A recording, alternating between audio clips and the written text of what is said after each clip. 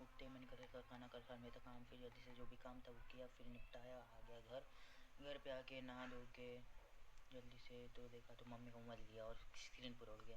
फिर नहा धो के मैं निकल गया कॉलेज के लिए। कॉलेज जाते जाते मेरे को पापा मिले, फिर पापा ने मेरे को लिफ्ट दिया, फिर दाल पकवान भी खिलाया भाई, मज़ा आ गया खा के।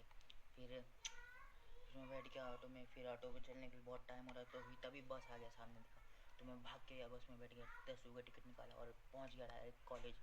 फिर कॉलेज के बाहर ही बैठे थे, पता नहीं क्यों जाने का मन ही नहीं कर रहा था। और भाई अब तुम बताओ टीचर कौन है और सर कौन है, स्टूडेंट कौन है भाई साहब।